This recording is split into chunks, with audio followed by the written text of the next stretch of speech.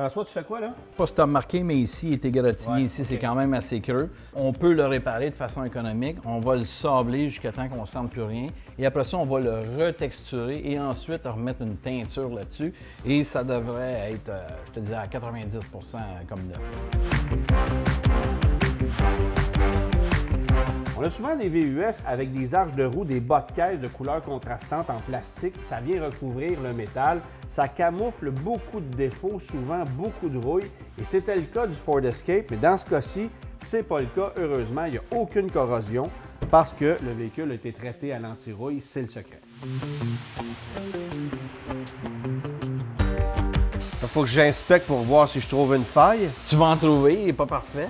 Hey, c'est impeccable pour vrai. Bien, je me suis amusé, j'ai essayé, je l'ai sablé à l'eau, puis après ça, je suis revenu avec des teintures en main. Tu sais que grâce à toi, il est plus aérodynamique, là. Oui, bien, ça glisse plus. C'est ça.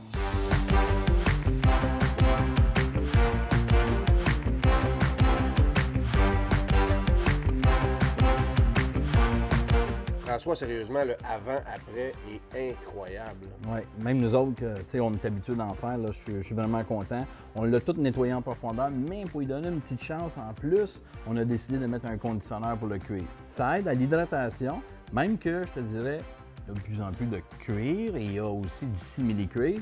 Puis sérieusement, j'ai vu beaucoup plus de simili-cuir durer dans le temps que de cuir régulier. De toute façon, c'est ça qu'on a de plus en plus dans l'industrie, Ben, même des c'est véhicules ça. de grand luxe, là. Le monde, ce qu'ils veulent, c'est un look. Mais ça, c'est vraiment, vraiment fascinant. Oui, Hey. c'est super beau.